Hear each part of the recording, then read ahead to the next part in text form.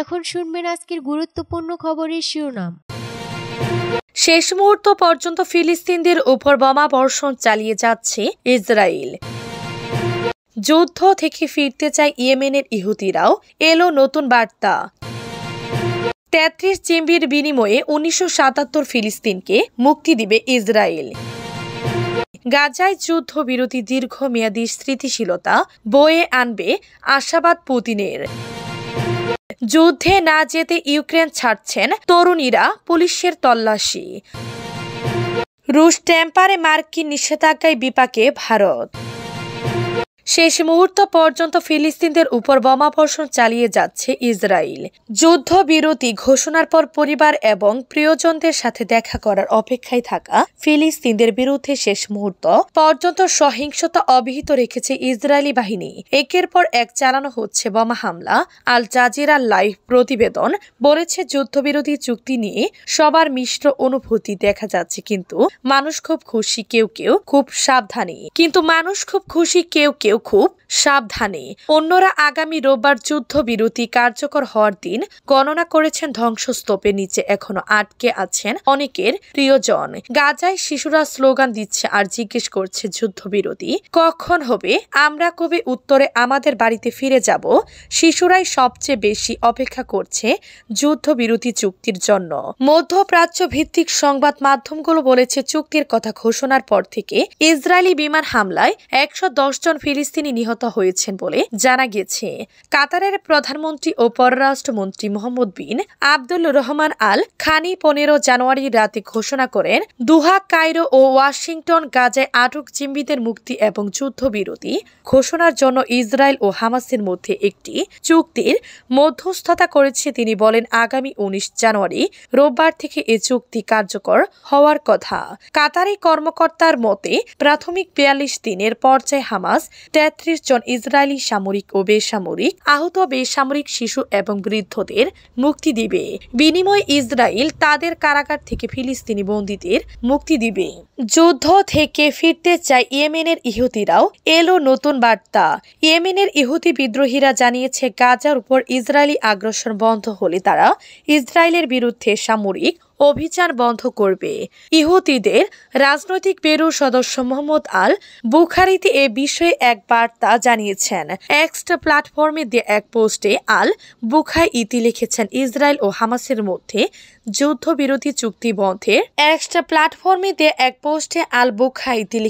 Israel ও হামাসের মধ্যে যুদ্ধবিরতি চুক্তি যুদ্ধের আনুষ্ঠানিক সমাপ্তি ঘটাবে, তবে এটি সংঘাত পুরোপুরি বন্ধ করবে না। মোহাম্মদ আল বুখাইতি বলেন, গাজায় ইহুদিদের ভূমিকা কার্যকর ছিল। এটি শত্রু এবং তার মিত্রদের চাপের মুখে ফেলেছে এবং তাদের অনেক ক্ষতি করতে বাধ্য করেছে। তাই আমরা মনে করি বিভিন্ন উপায় ইসরায়েল শত্রুরা অব্যাহত রাখবে, তবে ফিলিস্তিনি আগ্রাসন বন্ধ হলে কেবল ইসরায়েলের বিরুদ্ধে আমাদের সামরিক অভিযান স্থগিত করা হবে। তিনি আরো বলেন, নৌ চলাচলের স্বাধীনতা সকল দেশের জন্য মৌলিক অধিকার। ৩৩ জিম্বির বিনিময়ে ১৯৭৭ ফিলিস্তিনকে মুক্তি দিবে ইসরায়েল। ফিলিস্তিনের গাজায় যুদ্ধবিরতি চুক্তির অনুমোদন দিয়েছে ইসরায়েলের প্রধানমন্ত্রী বেঞ্জামিন নেতানিয়াহুর নেতৃত্বাধীন যুদ্ধকালীন মন্ত্রিসভা। এর ফলে ইসরায়েলের বিভিন্ন কারাগারে বন্দী ফিলিস্তিনদের মধ্যে থেকে ১,৯৭৭ জনকে ছেড়ে দিবে নেতানিয়াহু প্রশাসন। শুক্রবার ১৭ জানুয়ারি ইসরায়েলি সংবাদ মাধ্যম দৈনিক ইয়েদিউত আরোনুথের বরাতে এক প্রতিবেদনে এসব তথ্য জানিয়েছে তুর্কি বার্তা সংস্থা আনাদোলো এজেন্সি। শনিবার ১৮ জানুয়ারি ভোরে ইসরায়েলের বিচার বিষয়ক মন্ত্রণালয় পৃথক এক বিবৃতিতে জানিয়েছে, ইসরায়েলের সরকার জিম্বি ফিরত পরিকল্পনার অনুমোদন দিয়েছে। আগামীকাল রবিবার থেকে কার্যকর হচ্ছে এই পরিকল্পনা। যুদ্ধবিরতির প্রথম দিন রবিবার দেশটির বিভিন্ন কারাগারে বন্দী ৯৫ জন ফিলিস্তিনকে মুক্তি দেওয়া হবে। এদের মধ্যে ৬৯ জন নারী, ১৬ জন পুরুষ এবং ১০ জন অপ্রাপ্তবয়স্ক মুক্তির অপেক্ষায় থাকা ৯৫ জনের নামও প্রকাশ করেছে বিচার বিষয়ক মন্ত্রণালয়। গাজায় যুদ্ধবিরতি দীর্ঘমেয়াদী স্থিতিশীলতা বয়ে আনবে আশাবাদ পুতিনের। গাজায় যুদ্ধবিরতি দীর্ঘমেয়াদী স্থিতিশীলতার দিকে নিয়ে যাবে এবং ফিলিস্তিনি ইসরায়েল সংঘাতের একটি সামগ্রিক সমাধান নিশ্চিত করার প্রচেষ্টা চালিয়ে যাওয়া উচিত বলে রাশিয়ার প্রেসিডেন্ট ভ্লাদিমির পুতিন শুক্রবার ১৭ জানুয়ারি ফরাসি গণমাধ্যম এএফপি এক প্রতিবেদনে এ তথ্য জানিয়েছে।